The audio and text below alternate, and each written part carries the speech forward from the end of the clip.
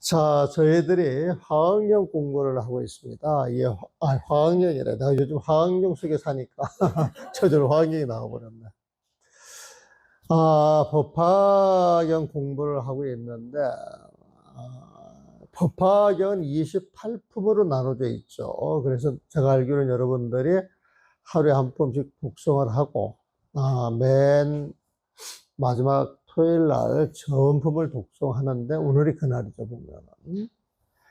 근데 그 28품으로 나눠져 있는데, 1품, 처음에 그 서품이라고 해가지고, 나오는 그 내용은 뭐냐면은, 제가 늘 말씀드립니다만은, 불교의 모든 공부는 어디에서 시작이 된다 그랬어요? 부처님 마음, 부처님 지혜에서 시작이 된다 그랬어요, 보면은. 근데 이 부처님 마음을 지니는 순간, 그 부처님 마음이라고 하는 건 중생의 마음이 다 떨어진 거예요. 그러니까 부처님 마음이 뭐냐 그랬을 때, 시비하는 마음, 분별하는 마음, 썩내는 마음, 질투하는 마음, 그 음모하는 마음, 아첨하는 마음, 이렇게 다 중생심이잖아요, 보면. 이게 싹 떨어지게 되면은 그 마음이 굉장히 맑아져요, 보면은. 그래서 티 하나 없이 맑고 맑은 마음이 그게 부처진 마음이다. 이렇게 정리를 하시면 돼요. 티 없이 맑고 맑기 때문에 형체가 있겠어요, 없겠어요? 모양이 있겠어요, 없겠어요? 그래서 이제 그런 말을 멋있게 무상이다. 어떤 모습도 없다고. 어떤 모습도 없기 때문에 이름을 붙일 수 없다. 그래가지고 무명이다.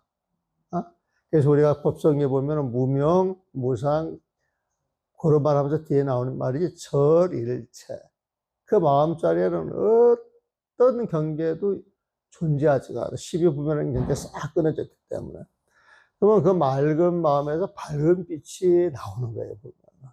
그 정말 붙여진 마음이 딱 주어지게 되면은 그 밝은 마음에서 빛이 나오는데 이 빛이 온 우주를 환하게 밝힌다 그래요, 보면. 밝힌다 그래요, 보면.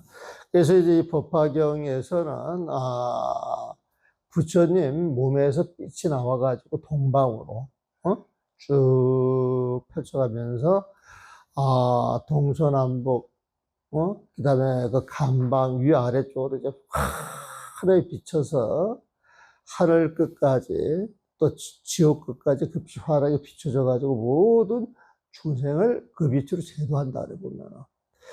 그래서 그 드러나는 빛을 부처님 지혜라고 저는 이야기를 해요, 보면. 그래서 부처님 마음과 부처님 지혜가 공부의 시작점인데, 부처님 마음자리는 무명, 무상, 절일체, 입도 될 수가 없단 말이에요. 그래서 그게 있는 걸 어떻게 하냐? 빛이랍니다, 빛. 그래서 이제 소품에서는, 법화경을 설하기 위해서 부처님 마음자리를 가지신, 그 부처님 마음자리 다른 말로 선정이라고도 이야기해요. 삼매라고도 이야기를 하고, 선정 속에 있는 삼매 속에 있는 그 부처님의 빛이 나와서 쫙 펼쳐지는데, 그 펼쳐지면서 이 빛으로 모든 중생을 환히 밝히고 있지만은 그 중생들이 인연 따라서 법을 듣는단 말이에요, 보면은. 그래서 그 중생 따라서 법을 설하지만은 그 부처님 지혜를 가지고 법을 설하는 이유는 부처님 마음을 알게 하기 위해서. 그래서 그 부처님 마음을 우리 법화경에서는 일승이다, 불승이다, 일불승이다, 그런 식으로 표현을 보면. 일승은 한 마음, 부처님 마음에 딱 올라타가지고 살아가시는 부처님을 일승이라 그러거든요. 그런 분을 부처님이라 그래서 불승이라고 하기도 하고, 일승과 불승을 합쳐가지고 일불승이라고 이야기하게 되거든요. 그래서 이 모든 공부라고 하는 건 일불승 부처님 마음자리에 가기 위해서 방편으로 설하는 것이다. 여러분들이 듣는 이 본문도 이 경도 전부 방편이다, 이렇게 이야기를 하는 거거든요. 방편품이라고 하는 것은 모든 가르침은 부처님 마음으로 돌아가는 거야. 그래서 이거를 이제 법화경을 가르치는 데서는 회삼귀일이라고 하는 표현을 써있거든요. 회삼, 삼성. 성문, 영각, 고살식의 가르침을 다 모아가지고 정말 지향하는 자리는 부처님 마음자리, 일식의 마음자리 그 자리다. 회삼, 귀일, 회삼승, 귀일식이라고 표현하기도 해요. 어렵지는 않죠? 아, 그렇게 이제 이야기를 하면서 그 방편 베푸는 것을 상계 화택에 비유를 해보면 그게 이제 삼품의 비유품이야. 예? 그래서 그 비유품을 보게 되면 이 중생계는 불타는 직과가 되는 거예요. 사람들이 멀쩡하게 앉아 있는 것 같아도 들여다 보게 되면은 마음이 들끓고 있어요. 편안하고 고요해요. 여러분들 편안하고 고요해야 돼, 보면. 이 들끓고 있다라고 하는 시비 갈등이 부딪히면 거기서 불이 나, 불. 응? 그 불이 썩내는 마음을 튄단 말이에요. 응? 그래서 중생들을 알고 보면 늘 시비 갈등 속에 살기 때문에 시비 갈등이 불을 일으키고 그 불을 품고 살아가는데, 여러분들은 그런 걸 캐치 못하지만 부처님의 안목으로 봤을 때는 전부 여러분들 자체가 번뇌덩어리, 번뇌덩어리. 그 번뇌덩어리가 이걸 서로 갈등을 일으키면서 불길을 일으키는데, 보니까 이 세상에 중생이 가득 차 있으면 그 불길로 가득 차 있겠어요, 아니겠어요? 그래서 삼계 화택이다. 육계, 색계, 무색계로 중생들이 살아가는 세상은 불타는 치과가 되는 거예요. 그 불타는 집은 번뇌에 비유를 해보면. 그래서 그냥 놔두면 그 번뇌에 타주고, 지옥의 고통을 맛보게 돼 있어. 그래서 구제하 위해서 부처님 방편을 베풀어 가지고 그 비유해준 이야기가 삼계 화택에 보면은. 그래서 그 비유라고 하는 것은 마치 중생들이 어린아이들 같이 그 불난 집에서 장난감 놀이, 오용락에 정신이 팔려가지고 빠져나오지를 못하는데, 야, 니들 평상시에 소가 끓는 술에 좋아했지? 양이 끓는 술에 좋아했지? 사슴이 끓는 술에 좋아했지? 내가 그거 줄게. 그러니까 이제 아이들이 그 소리 듣고 우르륵 쫓아나와서, 그 그 번뇌에 대한 그 화마를 이제 벗어나는 거예요, 보면은. 그러니까 벗어났으니까 귀여운 자식들이야. 귀여운 자식들이야. 그 자식들한테 무엇을 주느냐? 집안 전체를 물려줘. 상속을 다 해줘. 그게 부처님 세상에 보면은.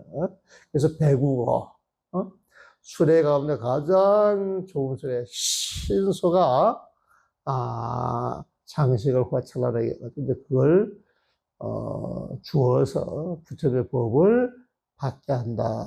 이게 이제 비유품의 상교 화택 그것이 보면은. 그런데 그 가르침이라고 하는 것은 중생의 근기가 있기 때문에 층이 있어서 그 가르침을 알고 믿고 이해를 하기 위해서 신의 품이 있었고, 그 신의 품을 통해서 법을 설한다 할지라도 중생들이 자기 근기에 따라 배우는 거예요. 똑같은 본문을 들었는데도 앉아서 이야기를 나눠보면 느끼는 게 달라. 받아들이는 게 달라. 이해도가 달라 보면은. 그래서 부처님이 한 입으로 한 법을 설파하셨지만 중생들의 근기가 다르기 때문에 받아들이는 법이 다 다르더라. 그것을 이제 비가 내릴 때 이 비가 감로서 부처님의 법을 상징을 해보면 온 대지를 축축하게 적실 때 큰 나무, 큰 글귀에 보면 부처님의 그 법 감로수법을 듬뿍 받아들이지만은 길가에 피는 야릇야릇한 한 포기 풀들은 조금밖에 못 받아들이는 거거든요. 그래서 이 숲속에 큰 나무, 작은 나무, 수많은 약초들이 몰려있지만 비가 내릴 때 그 비를 다 받아들일 수 없고 자기 근기에 맞춰 받아들이더라. 이게 약초 유품이고, 이 정도 듣게 되면은 부처님 법을 통해서 이제 성불할 수가 있는 거예요, 보면. 그래서 장차 여러분들은 성불할 수 있습니다. 이런 가르침을 주는 게 수기품이다. 육품의 수기품. 그 수기라고 하는 것은 수는 준다 뜻이에요, 보면. 기는 기별해 주는 거예요. 당신이 이런 법의 인연을 만났기 때문에 뒷날 성물에서 이러이러한 부처님이 될 것입니다. 오늘 제바달다 같은 경우에는 뒷날 천왕열애가 될 것이다. 천왕열애 은공정묘지명예 선서세간의 부상사 조장부 이렇게 불러주잖아요, 보면. 그래서 열애 10호라 그래가지고 우리가 부처님 할 때 열애 은공정묘지 명예인족 선서세간의 부상사 조장부 천인사 불세존하죠, 보면은. 이게 부처님 마음을 10가지 각도에서 보는 게 10호예요, 보면. 그래서 부처님 명화 복잡한 것 같아도, 요거 부처님 마음을 가지고 이야기하는 것이야. 요 테마만 잡고 쭉 들여다보면서 글자 하나하나 풀으라고 척척척척 풀면서, 부처님 마음이 이런 것이구나. 이렇게 알 수가 있어요. 무슨 말인지 이해하셨죠? 그래서 이제 부처님이 될 거라고 이제 기별을 해주면서, 우리가 이 법을 설할 때 경전이, 내가 아까 화경도 이야기했지만 법화경도 이야기하고 있고, 또 지장제라니까, 내가 그 백중을 하니까 지장경을 또 많이 읽고, 또 우리가 이제 제를 모실 때는 선망 부모를 생각을 많이 하니까 부모 운중경도 읽게 되고, 그러면서 금강경이 최고더라 하면서 또 금강경을 읽기도 하고, 하다 보면 수많은 경전이 지금 깔려 있어가지고 인연에 맞는 경전을 읽잖아요, 보면. 근데 그 경전을 쭉 읽다 보면 경전 맨 마지막에, 법화경 맨 마지막에 법화경이 최고예요? 다른 경이 최고예요? 법화경이 최고라 그래. 근데 금강경을 보고 금강경이 최고예요? 법화경이 최고예요? 법화경 이야기는 안 해. 미안한가. 금강경이 최고라 그래. 지장경을 읽으면 지장경이 최고라 그래. 이게 방편이다. 이게 경이라고 하는 것도 자기 인연이 있기 때문에 인연에 맞춰 배우는 거구나. 그래서 이제 수기품에서 그렇게 일러주면서 화성유품이라고 해가지고 공부를 하다 보면 수많은 경전을 읽게 되는데 이게 최고라고 하는데 이게 이제 법화경에서 말하는 화성이야. 84,000 법문도 환이라 그래. 84,000 법문도 인연 따라서 법을 설하는 것이지 그 법에 집착을 하면 삿된 법이 되거든. 무슨 말인지 알아요? 법문을 들을 때 부처님 마음자리를 가지고 듣고 부처님 마음자리를 보면 정법인데 중생의 마음으로 듣고 중생의 마음으로 듣는 건 사법이야, 법이야. 그래서 이제 화성유라 그래가지고 모든 방편이 우리가 공부를 해 나가는 데 있어서 업이 많은 사람들은 갈 길이 먼데 너무 멀고 멀어서 험난해 그러면 그냥 가기도 전에 포기를 해버린단 말이에요, 보면은. 근데 그런 사람들한테 여기만 가면은 좋은 게 있어. 여기만 가면 업장수물이 돼. 여기만 가면 집안이 부자가 돼. 여기만 가면 애들이 학교에 척척 붙어. 여기만 가면은 이루어지지 않는 일이 없어. 그러면 갈 마음 되겠어요? 안 되겠어요? 거기 딱 가가지고 요즘부터 수준이 올라가면은 정말 내가 주고 싶은 건 시시하게, 한 줌 한 줌 이렇게 선물 주려고 하는 게 아니다. 나 세상을 통째로 주고 싶어. 통째로 가지고 싶은 세상이 바로 저기에 있어. 잠깐 쉬었다 가는 공부가 화성유품이라고 보시면 되거든요. 그러면서 이제 수기를 500제자 수기품 해가지고 막 500명, 2000명 수기를 주고, 그러면서 거기에서 끝나는 게 무학, 인기품이라고 있어요. 학은 지금 공부하고 있는 사람들이에요. 무학은 공부가 다 끝난 사람이야. 공부하는 사람이도 공부가 다 끝나고 공예도리에 안주하는 사람이든 이 모든 사람도 법화경 인을 때 다 성불할 수가 있어. 그러니까 이런 사람들한테도 수기를 해주는 게 수학무학인 기품이다. 수기 그 속에 학무학인이 들어가 있는 거야. 그렇죠? 학은 지금 배우고 있는 사람, 무학인은 다 배웠지만은 아직 무명이 깨지지 못했어. 이런 사람들을 가르치다 보면. 그렇게 이제 가르치고 난 다음에, 이제 법사품, 우리가 수행을 하는 데는 어떻게 해야 되느냐. 늘 법화 인연이 있는 사람들은 법화 행자이기 때문에 법화경을 수지 독송해야 돼. 법화경을 수지 독송해야 돼, 보면. 그게 법사야. 법화경을 수지 독송하는 사람들은 수기를 다 받은 거는 마찬가지다, 아니다? 성불할 수 있는 거거든요. 그래서 법사품에서는 이 법화경을 수제 독서하라, 이제 이걸 강조를 하면서, 법회가 잘 이루어지니까, 견보탑, 그 다보열애가, 공부해서 성불해가지고 열반에 들어갔을 때, 탑에 딱 안치가 되는데, 뒷날 법화경이 사라진 자리에서 법화경이 원만 성취될 때는 당신의 모습을 드러낸다 그랬구나. 그래가지고 이 보탑이 이제 호공에 툭 드러나서 이 법화의 가르침이 옳았다, 원만하다, 뭐 하나 부족함이 없다. 이걸 증명을 해줬어요, 보면은. 증명을 해주고 난 다음에, 오늘은 제바달다품에 들어가요, 보면. 제바달다품. 이 제바달다는 지금 이 법화경에서 보게 되면은 전생에 석가모니 부처님의 스승이었어. 보면은. 근데 이제 일반적으로 이 불교 공부를 하다 보게 되면 제바달다 그러면 아주 나쁜 사람으로 묘사가 많이 돼. 예? 그래가지고 이 제바달다는 부처님을 비방하고 부처님한테 해를 끼쳤기 때문에 할황병, 살아서 지옥에 떨어졌다 이런 표현까지 듣는 사람이에요, 보면은. 근데 족보를 따지게 되면은 이 부처님하고도 인측적거려요. 부처님 그 권속이 되는 거예요, 보면은.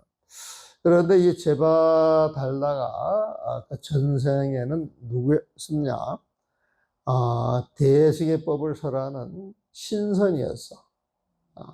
그래서 원래 이 부처님을 보살로 부르기도 하고, 여기도 경을 읽다 보게 되면 보살을 부처님으로 칭하는 경우가 많이 있죠. 그래서 이 보살이라고 하는 것은 상구보리 하와 중생 보살행을 실천하는 사람들이 보살인데, 사실 이 보살들은 우리는 주로 여성만 지칭하는 걸로 돼 있는데 사실은 중성이에요, 중성. 여자, 남자 할 것 없이 보살행을 실천하는 사람 전부 보살을 이야기를 하거든요, 보면은. 그래서 전생에 보살행을 행할 때 보살로 칭하는데, 아사선인 해가지고 또 신선으로 칭할 때도 있어. 응? 신선으로 보면은. 그래가지고, 그 부처님의 그 명호도 신선의 명호가 들어가는 경우도 있습니다, 보면. 신선의 명호도 들어가는 경우가 있어요, 보면.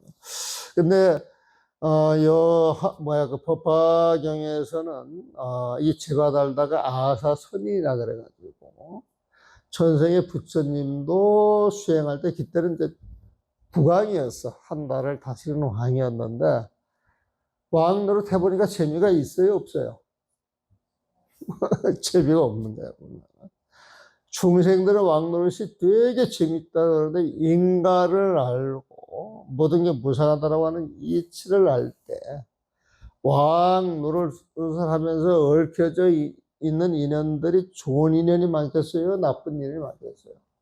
좋은 인연을 베푼다 할지라도 이 권력이라고 하는 것, 침이라고 하는 것, 중생들한테 자기한테 오느냐, 안 오느냐, 지나가느냐, 지품의 악년에 따라가지고 막 원수도 되고, 원수가 금방 자기 친한 벗처럼 생각이 되는데, 하여튼 권력의 향망에 따라서 모든 게 막 뒤엉그랬잖아요, 보면. 그러니까 현자들은 그거 너무 싫어하지. 너무 싫어하지.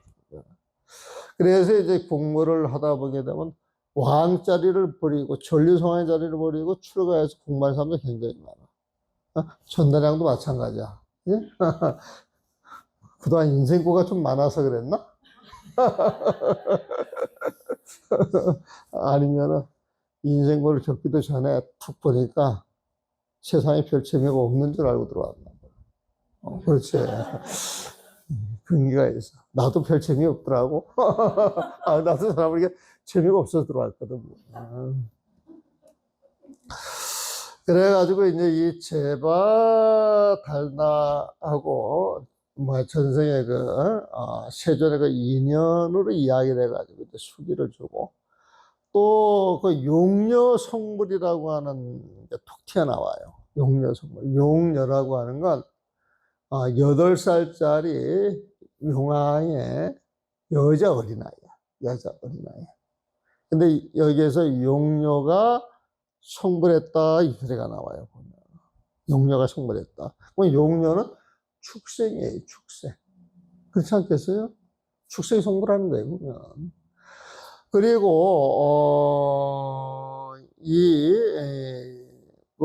여러분들 그 법화경 많이 읽었습니다만 여인들이 될 수 없는 5가지 종류가 나오잖아요.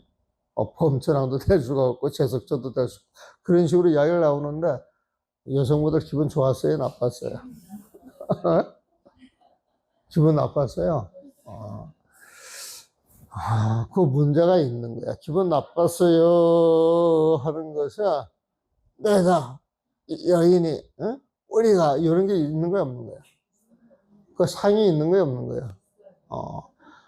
상이 있이 공부하면 공부가 되겠어요 안 되겠어요? 그 법화경 읽으면서 그런 마음이 일어났다면 공부하는 상당히 지장이 있는 거예요. 상당히 지장이 있는 거예요 보면.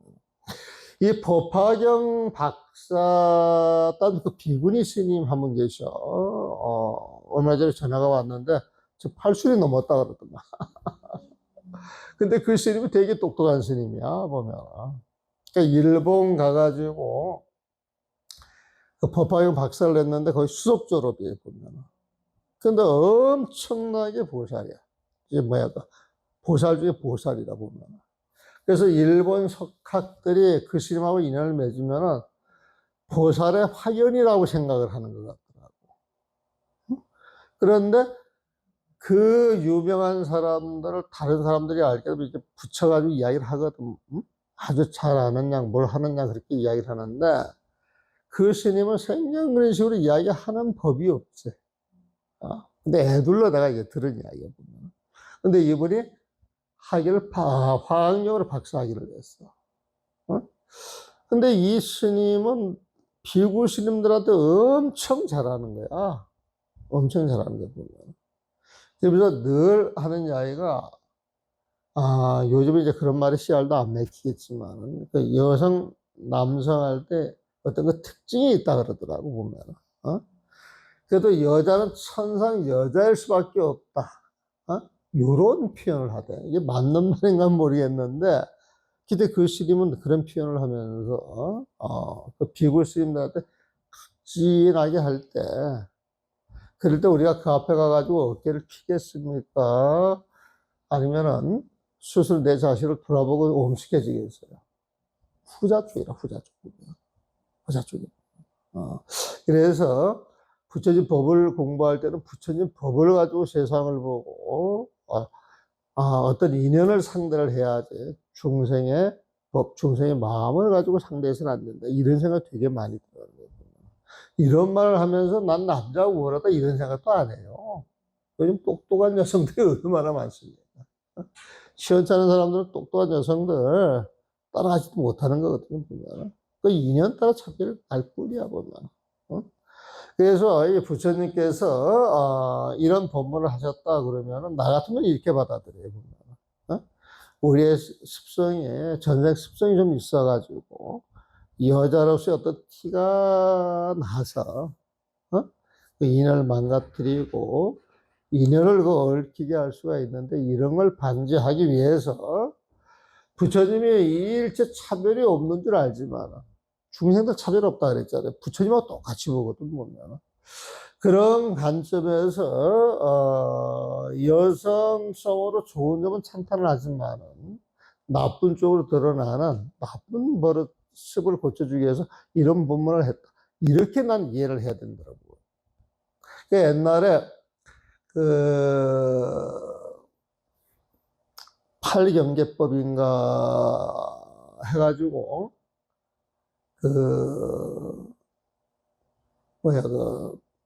수십 년 계를 받고 살던 노 비구니 스님이라 할지라도 초하비구, 처음 계를 받는 비구 스님들한테 절을 하세요.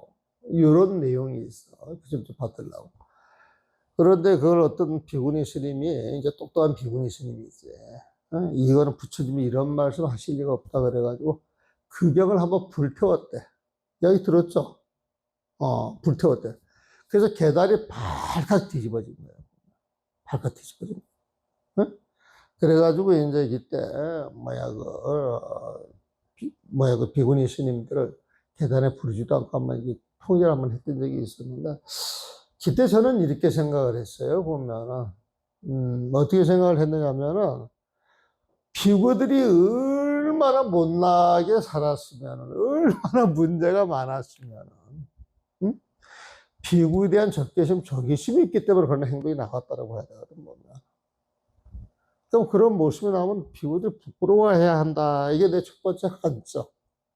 내 첫 번째 관점. 두 번째, 그렇다고 해가지고, 그래도 부처님 경전으로 유통이 되는 걸 부처님 제자가 자기 뜻에 안 맞는다고, 자기가 이해 못할 수도 있고, 한참 부족할 수도 있는데, 부처님 경전을 대중 앞에 이렇게 쌓아놓고 불지른다? 이것도 무관중의 가지시거든. 이건 아까 처음 말씀드린 그런 내용과 똑같은 거예요, 보면. 그래서, 내가 내린 결론은 늘 우리가 그 부처님 마음, 정말 그 보살 정신을 살아가면서 모든 걸 녹이고 풀어나가야지. 중생심으로 네가 오르 내가 오르 시비를 따져가지고 결론 날 건 이 세상에 아무것도 없어요. 우리가 토의해서 어떤 결론을 낸다 그러지만 수십 년 그렇게 주장하시는 스님이 있어, 내 주변에. 그 스님이 수십 년 동안 화장을 하신다 그러면서 그렇게 해가지고 뭐 하나 제대로 결론이 딱 나가지고 정리된 일 있습니까? 이렇게 물어봐요. 정리된 일 없어요. 정리가 돼 있다 할지라도 힘이 바뀌면 그것도 뒤집어지는 것이거든요. 그래서 이 세상은 따지고 시비해가지고 정답이 절대 나올 수 없어요. 옛날에 하버드에서 마이클 샌더슨인가 하는 어떤 교수가 나와서 정의란 무엇인가 이렇게 강의했는데, 불교 공부 쪽과는 사람들 그 금방 다 알아요. 응? 그래가지고 어떤 게 정의냐 해서 여러 가지 상황을 고려를 해가지고 이쪽에서 보면 이게 정의인데 이쪽에서 보면 정의가 아니야. 그래서 이쪽으로 와가지고 이걸 정의로 만들었는데 또 다른 쪽에서 보면 이게 정의가 아니야, 보면. 결국 정의라고 하는 건 결정되어 있는 게 있다, 없다? 없어요, 보면. 그래서 우리 금강경이 하는 그 이야기가 뭐냐면, 안욕 따라 삼맥삼볼이 무유정법이다. 그런 말. 그러니까 안욕 따라 삼맥삼볼이라고 하는 건 부처님 마음을 이야기해. 깨달음을 이야기해. 그래서 그 자리에 딱 들어가게 되면 일제 12분별이 끊어졌기 때문에 이것만이 오라, 이게 없다는 거야. 그러니까 무유정법. 이것만이 오라, 정해진 법은 없다는 거야. 이게 무유정법이에요, 보면. 그래서 무유정법을 이야기할 때는 부처님 마음자리에서 이야기를 해야지, 중생들이 자신을 합리화하기 위해서 그런 표현을 쓰면 안 되거든. 그것도 그렇게 갈라져야 돼요. 그래가지고 이제 이 용녀가 사실은 축생인데, 부처님 앞에서 그 송불한 과정을 보여주는데, 일단 부처님 앞에서 공양을 올립니다. 공양을 올리는 게 삼천대천 세계하고 바꿀 만한 보배 구슬 있잖아요. 그걸 부처님한테 공양을 올려야 된다. 올리고 난 다음에 순식간에 성물을 딱 해놓고 성물을 하고 난 다음에, 이런 성물 자리가 어디에서 일어나는 것이냐, 어떻게 해서 이런 힘을 갖느냐, 그렇게 이야기할 때 어느 자리에서 갖게 했어요? 부처님 마음 자리다. 그래서 여러분들 공부를 해 나갈 때 모든 건 드러나는 모습으로 거룩하고 좋고 한없이 좋은 것은 부처님 지대. 근데 드러나지 않는데 정말 좋은 걸 이야기를 어떻게 표현할 수가 없어? 그럴 때 부처님 마음이라고 보시면 돼요. 그래서 이 불교가 어려운 것 같아도 불교를 공부하는 사람들이 왕족, 귀족, 똑똑한 사람들이 출가해가지고 공부를 해서 쓰는 언어가 굉장히 고급어요. 비유도 잘하고.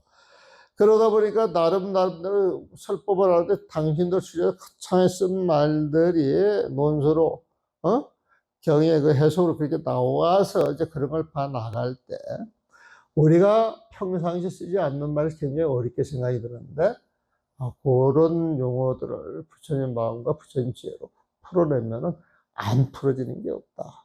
안 풀어지는 게 없다. 그렇게 하고 이제 공부를 하시면 돼요, 보면은. 그래서 오늘은 여태까지 저걸 했는데, 영경별찬, 매월당 김시습이, 내가 말씀드린 이런 내용을, 법화경을 읽고서 감탄을 하고, 감탄에 끝나지 않고, 법화경에 대한 대를 쓰고 소문을 쓰면서 한 품 한 품에 대해서 찬탄하는 그 글을 여러분들 오늘 놀아드린 그 참고자료에 있는 거에 보면, 전생 스승 제바 달다를 찬탄하다, 제목 그렇게 잡았어요. 이게 원래 제목이 제바 달다품에 보면, 제바 달다 아까 이야기 들으셨죠? 전생에 국왕으로 있던 부처님의 스승인데, 그 국왕이 왕의 자리를 버리고 누가 대승법만 설해주면은 시종이 돼서, 머슴이 돼서 비서가 돼가지고 평생 시봉을 하겠다, 이런 올력을 세웠죠. 보면 대승법을 구했어요. 보면 그 대승법이 뭐겠어요? 대승법이 뭐예요? 어려워요? 대승법은 부처님 법이겠죠. 부처님 마음에서 나오는 법이 대승법이에요. 보면 여러분들이 경이나 어록을 읽어 나갈 때 대자가 나와서 좋은 뜻 같다 그러면 무조건 뭐라 그랬어요? 부처님 마음이잖아요. 보면 그 부처님 마음자리에 올라탔다, 이것은 내가 부처님 마음을 가졌다 소리잖아요. 그 부처님 마음자리에 올라타 가지고 거기서 나오는 법이 대승법이에요. 대승법. 그래서 이 대승법을 누가 설해 줄래나 그랬더니 아사선인이 설해 줬어요. 보면은 그 아사선이 누구냐? 지금의 제바 달다다 이 소리야. 보면은 자, 미묘한 법이 오롯하여 빠짐없이 모든 중생이 맑고 깨끗한 하나의 근원으로 돌아가게 하였다. 미묘한 법, 부처님의 법이 오롯하여서 빠짐없이 모든 중생이 맑고 깨끗한 하나의 근원으로 돌아가게 하였다. 하나의 근원, 이게 뭐겠어요? 부처님 마음이지. 예? 일심 근원이야. 보면 하나의 근원으로 돌아가게 하였다. 본디 이 자리에는 부처님 마음자리 이야기하겠죠. 법을 따른다거나 거스를 중생이 없다. 요 말 이해하셔요? 중생이라고 하는 건 12분별을 드러낸 어떤 경계잖아요. 12분별이 사라지게 되면 12분별하는 그런 경계가 존재해요, 안 해요? 그러니까 중생이 없는 거예요, 부처님 마음자리에. 부처님 마음자리는 중생심이 없기 때문에 그 중생심을 쓰는 중생이 존재할 수가 없어요. 이해되시죠? 그래서 본디 이 자리에는 법을 따른다거나 거스릴 중생이 없다. 그러므로 제바달다의 수기를 본 것이 아니고 영녀의 속물도 본 것이 아니다. 자, 여기는 제바달다 수기를 이야기하고 영녀의 속물을 이야기했는데, 제바달다의 수기를 보여주고 영녀의 속물을 보여주는 것은 공 많은 사람들을 위해서 방편으로 보여준 거다, 진짜 배기로 있는 것이다. 방편으로 보여줘야 돼요. 우리가 그 원각경을 보면 이환치환이라고 하는 말이 있어. 이 불교 공부할 때 여러분들 반야신경할 때 오원개공하죠. 오원개공은 몸과 마음이 공이다 소리가 똑같거든. 몸과 마음이 공, 실체가 없는 것이라면, 없다 그러면 그 몸과 마음이 집착할 때 있다 없다? 없는 거예요. 보면 없는 거예요. 보면 이 반야신경할 때 마하반야바람일다 관자재 보살의 행심 반야바람일다 시하죠. 그 행신 반야바람 일다시 이것을 부처님의 세상으로 가는지에 빛이 나서 저는 그렇게 번역을 했어요. 가는지에 빛 난다 이게 부처님 지혜잖아요. 보면. 네? 그러면 가는지에 빛이 나는 거 어디서 나와요? 부처님 마음에서 나오는 거죠. 행신 반야바람 일다시 할 때 반야바람 일다는 마하반야바람 일다거든. 그러니까 마하반야 그럼 마하반야를 번역하면 큰 지혜 이런 뜻이거든. 어? 그러니까 대지야 대지 큰 지혜. 대자는 뭐라 그랬어요? 부처님 마음. 그 마음에서 빛이 나와서 중생의 인연을 맺어가지고 중생을 제도해 나가는 것이 부처님 지혜란 말이에요. 특히 마하반야는 쉽게 말하면 부처님 마음과 부처님 지혜다. 그러니까 부처님 마음과 부처님 지혜가 있는 그 자리는 부처님 세상이에요, 중생이에요? 부처님 세상이잖아, 보면. 응? 그래서 부처님 마음과 부처님 지혜가 있는 그 자리에 빛이 날 때 빛이 난다라고 하면 부처님 세상에 가 있는 거예요, 안 가 있는 거예요? 가 있는 거예요, 보면. 그러니까 빛이 날 때 이거 벌써 부처님 세상에 가 있어. 응? 자, 그 자리에 가니까 세상을 보는 지혜가 확 열려요, 안 열려요? 중생들의 몸과 마음을 보니까 이게 세세생생이 있는 거예요. 인연이 흩어지고 사라질 거예요. 여러분들 내 마음 하는데 이 마음 삼위를 가는 마음이 있었어요, 없었어요? 억지로 삼위를 가는 건 있었을 수도 있어요. 3년 가는 게 있어요, 없어요? 30년 가는 게 있어요, 없어요? 여러분들이 일으키는 마음 하나하나도 이제 흔적도 사라지고 말잖아요. 응? 그래서 이 몸과 마음이라고 하는 인연 따라 생겨났다 사라지는 것일 뿐 영원히 존재하는 건 없어. 실체 없다. 실체가 없는 거예요, 보면은. 그래서 실체 없는 몸과 마음. 이게 오온이야. 실체 없는 몸과 마음. 오온은 색수상행식인데 색은 몸이고 수상행식은 마음적이거든요. 실체 없는 몸과 마음. 실체가 없으면 집착할 게 있어요, 없어요? 없는 거예요. 집착 없어. 텅 빈. 이게 공이야, 공. 오음 개공할 때 그게 공이야. 어? 텅 비었지만 집착 텅 비었지만 집착이 없는 마음이기 때문에 중생의 마음이 아니기 때문에 거기에 빛이 가득 충만하게 돼 있어. 그래서 집착 없어 텅 빈 충만 이게 오음 개공풀이에요. 이해되셨어요? 바다 신경까지 가네. 그러므로 그 자리에 들어가게 되면 제바달래 수기 용례 성물도 인연 따라서 부처님이 수기를 줄 뿐이지 사실 이제 일종의 방편이다 이걸 이야기하고 싶어 하는 거예요 보면은. 그래서 제바달래 수기를 본 것이 아니고 용례 성물도 본 것이 아니다. 시공간에 이 부처님 마음자리는 시공간에 성과학이 모두 한 손아귀에 들어있고 여러분들이 살아왔던 성곽이 지금 여러분들 마음속에 다 있다는 거예요, 보면. 응? 시간적으로 봤을 때 과거, 현재, 미래인데, 현재 이 자리에서 과거의 마음이 녹아져가지고 여러분들 모습을 드러낸 거예요. 보면. 여러분들의 그 모습이 또 미래로 흘러가면서 이 모습이 씨앗이 돼가지고 여러분들 70, 80, 90 죽은데 그 모습까지 결정을 짓는단 말이에요. 어?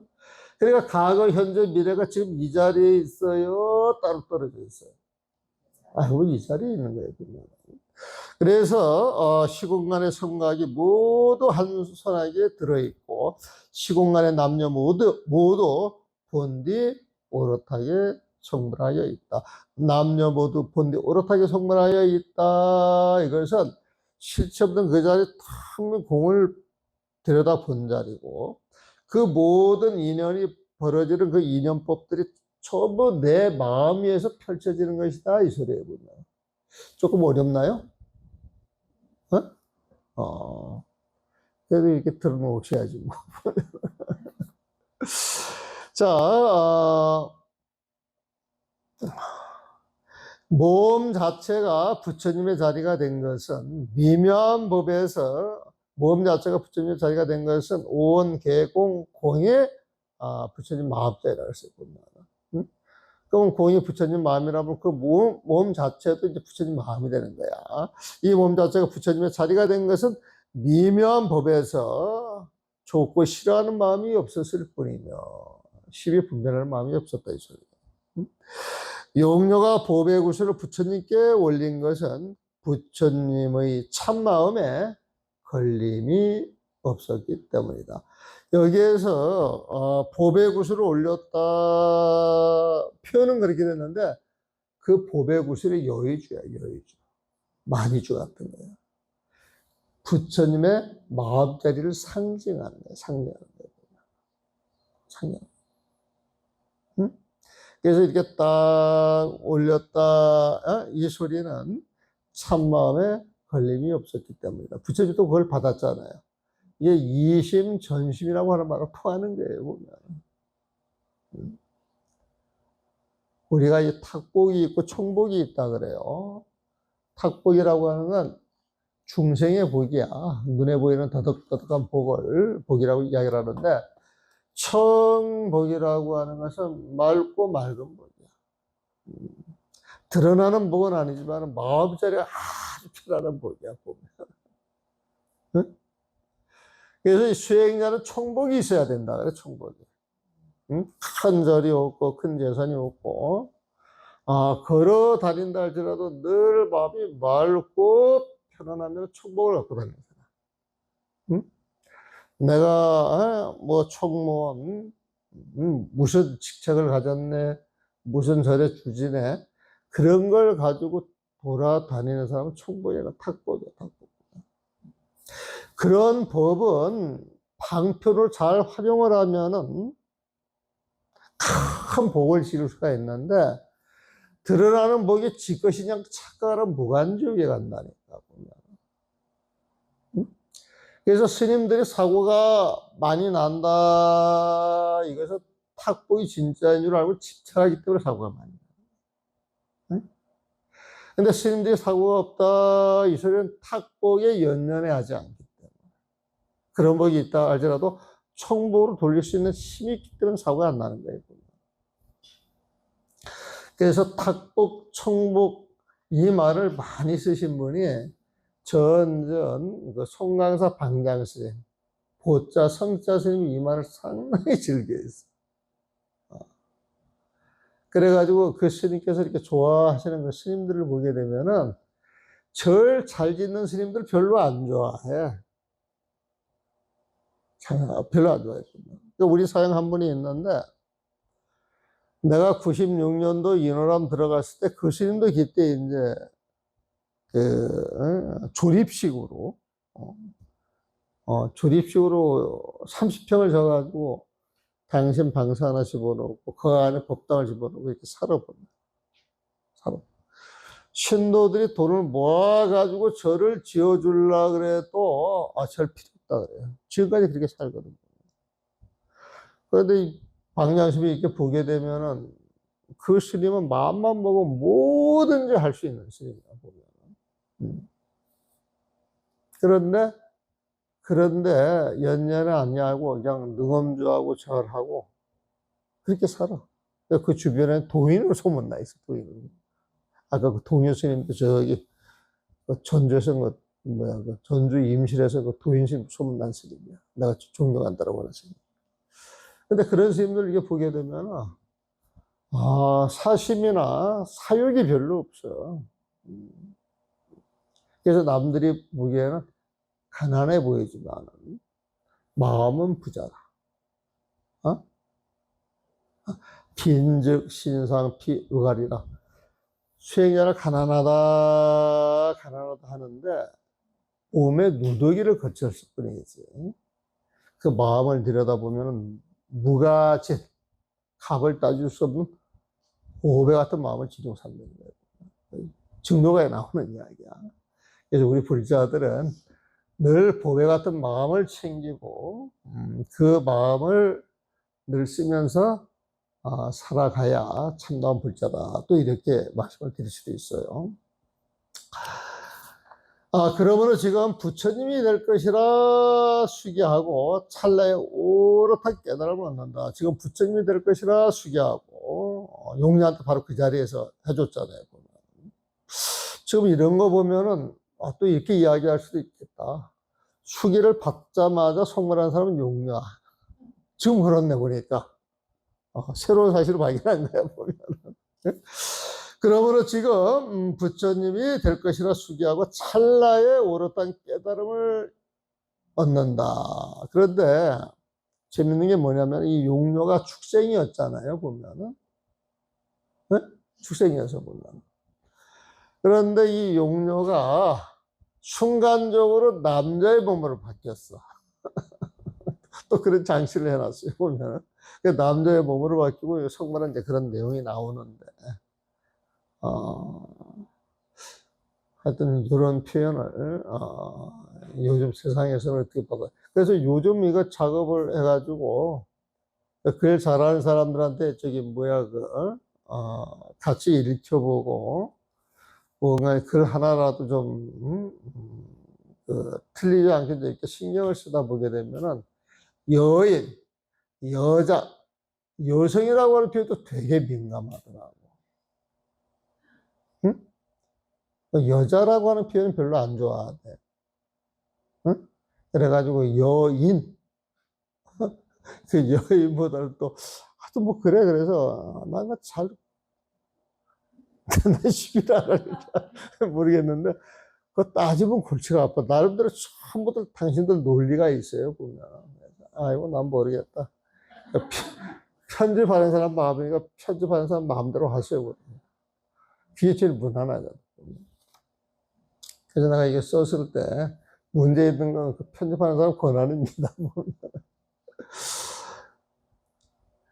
자, 찰나에 옳았다는 깨달음을 얻는다. 인과가 분명하면서도 차별이 없고, 인과가 분명하면서도 차별이 없고, 묘법을 찬탄하니 드린 공이 헛되지가 않다. 인과가 분명하면서도 차별이, 이게 참 재밌는 말이에요.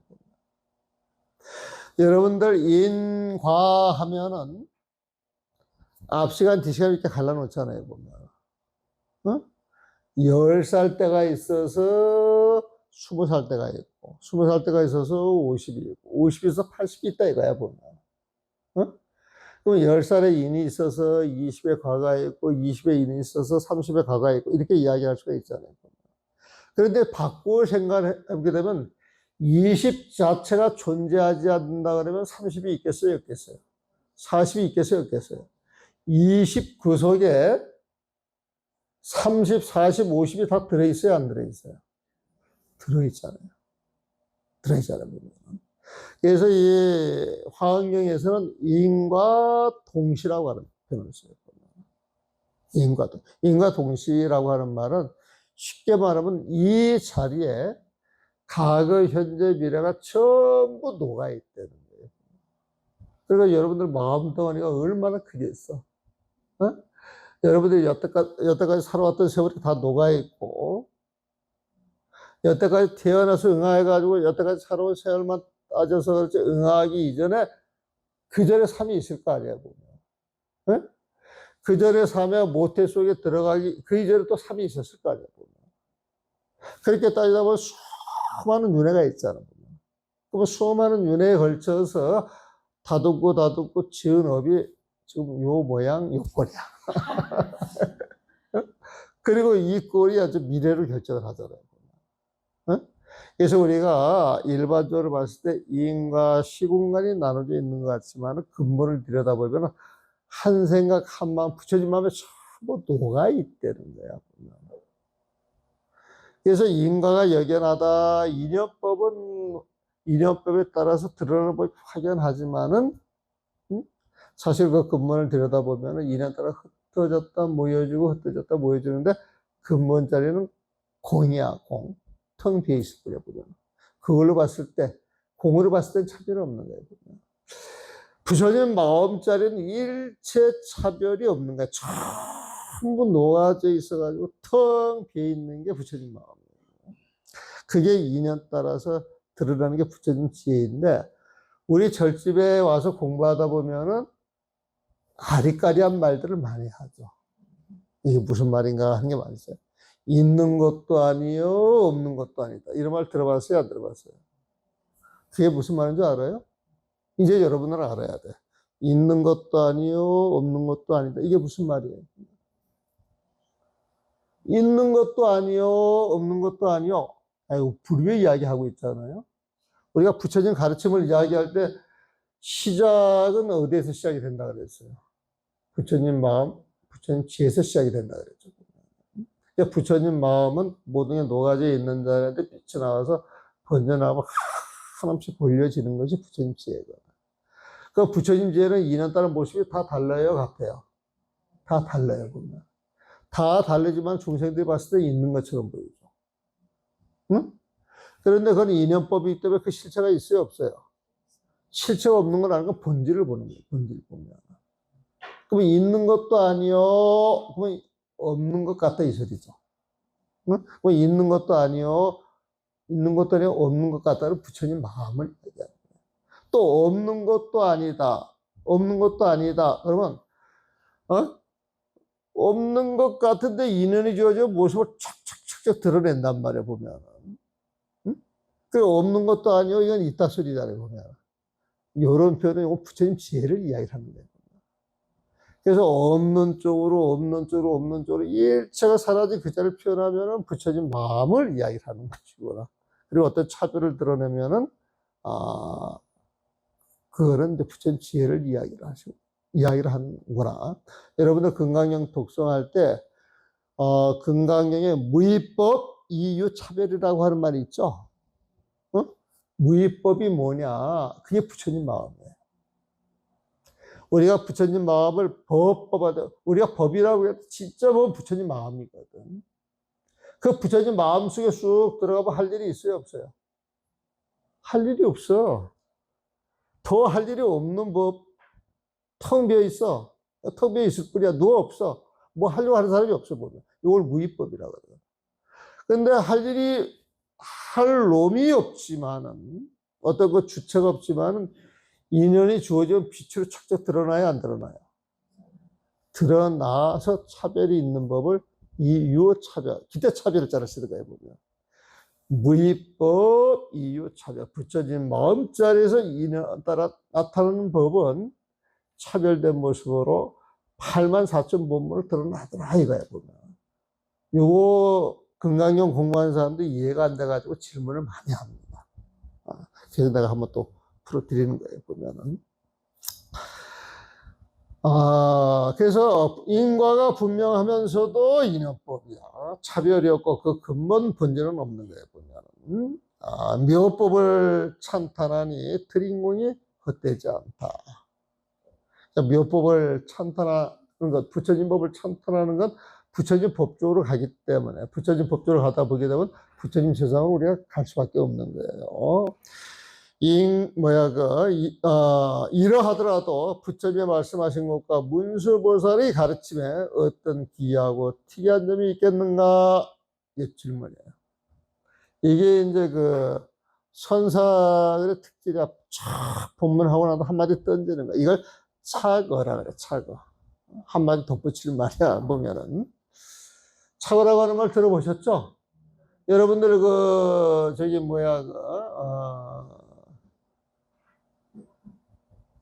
한글법부 연불집 같은 거 가지고 연불을 할 때 이제 보면 차거라고 하는 표현이 나왔을 때 차기라고 하는 쫙 붙이는 거야.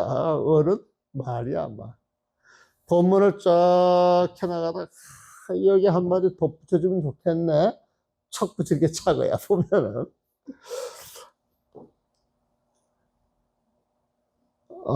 자, 장터에서 말을 타도 사람들이 모르지만 장터에서 말을 타도 사람들이 모르지만 누가 말을 타요? 장터에서 말을 타도 사람들이 모른다 그러면 눈에 띄는 거야, 안 뜨는 거야? 눈에 안 뜨면 뭐겠어요? 이거 쉽지 않아. 이 세상 모든 것은 부처님 마음자리에서 움직이는 것이거든. 뭐. 말을 타든 안 타든 장터에서 이야기를 안 하든 참 부처님 마음을 우리는 쓰고 살아요. 보면. 여러분들도 의식적으로 내 생각이 들어갈 때 중생심이 있지. 예? 의식적인 생각이 없이 그냥 편안하게 아무 생각 없이 마음을 쉴 때는 전부 부처님 마음을 쓰고 있어요. 여러분들 숨 들이쉬고 내쉴 때 나 숨을 쉰다 내쉰다 숨을 쉰다 내쉰다 그렇게 생각하고 쉬어요. 그냥 자연스럽게 쉬어요. 응? 밥을 먹을 때에는 화장실 갈 때에는 길을 갈 때에는 부처님 마음 제도 부처님 마음 제도하는 거예요. 응? 그런 마음이 작용될 때에는 내 몸과 마음이 되게 편해지는 거예요. 있는 그대로 정신적인 노동도 없고, 이런저런 아름아름 분별도 없고, 그냥 자연적으로 인연 따라 드러나는 거잖아요. 앞에 가서 돌 있으면 피해가는 거야. 물 있으면 건너가는 것이고. 그게 전부 부처님 마음 쓰는 거예요, 보면. 그래서 옛날 선사님들이 하시는 말씀이, 중생들이 살아갈 때 부처님 마음을 한 번도 안 쓴 적이 없다는 거예요, 보면. 그 부처님 마음을 잃을 때는 언제냐? 시비할 때, 분별할 때, 나 잘났다고 착각할 때. 그럴 때 그 마음을 잊어버려, 보면. 그러니까 장터에서 말을 타도 사람들이 우글우글 하지만 그 눈에 보이지 않기 때문에 몰라요, 보면. 지켜 뜯는 닭이 봐도, 닭이 아마 뭐 먹이를 쫓는다거나 어떤 거, 뭔가 이렇게 주시를 할 때 딱 눈을 동그랗게 뜨고 이렇게 쳐다보는 게 있어요. 그러니까 지켜는 떡 닭이 봐도 그 낙처를 모른다네. 그 부처님 마음자리는 보이는 게 아니기 때문에 눈을 치켜뜨고 찾는다고 찾아줘요, 안 찾아줘요? 눈을 치켜뜨고 찾아다니면 나중에 눈먼 봉사도 될 수가 있어. 아주 어리석던 소리거든. 그 낙처를 모른다. 부처님 마음자리, 부처님 지혜, 내가 늘 이야기를 하는데, 요 낙처를 가지고 공부를 하면은 불교 공부가 재미있고 엄청 쉽다. 이게 이거질수록 내가 그런 마음을 쓰게 되면은 생활이 훨씬 재미있고, 흥미진진해지는 거예요, 보면. 개성으로 말하노라. 그래가지고 이 전체 개성을 이야기합니다. 제바 달다 영산회상 수기를 받고, 이 법화경이 영축산에서 이루어지잖아. 이 법화경 법회가 영산회상이야. 제바 달다 영산회상 수기를 받고 어린 영녀 보배구슬 깨달음이라. 보배구슬 주고 깨달음을 얻었는데 그 보배구슬이 여의주, 마이주, 부처님 마음이라고 이야기했죠. 깨달음이라. 그 부처님 마음 깨달음이라고 이야기하죠. 선악다죠. 높고났다 말하지 말라. 이게 선이요, 이게 악이. 이래서 이건 좋고 나쁜 것이다. 이렇게 시비하지 말라는 거예요. 법화경을 읽는 자리에서는 오로지 법화경에 몰입해서 열심히 읽다 보게 되면 부처님 마음대로 속으로 쑥 들어간다니까. 부처님의 세상을 막 본다니까요, 보면은. 하늘 높이 밝고 밝아 빛나는 태양. 여러분들이 선악 따지지 않고 높다 낮다 시비하지 않게 되면 그 마음이 어떤 것이냐. 그 마음은 부처님 마음이기 때문에 그 마음자리에 금시조 태양이 솟아오르는 거예요, 보면. 그 태양이 하늘 높이 떠서 밝은데 그 마음, 그 빛은 빛나는 태양 같더라, 이거예요. 그래서 여러분들이 오늘은 법화경 독서를 하시면서 마음속에 빛이 환해져 가지고 내일 아침에는 전부 건강불이 되기를 바라면서 오늘 법회는 여기서 마무리하겠습니다. 수고하셨습니다.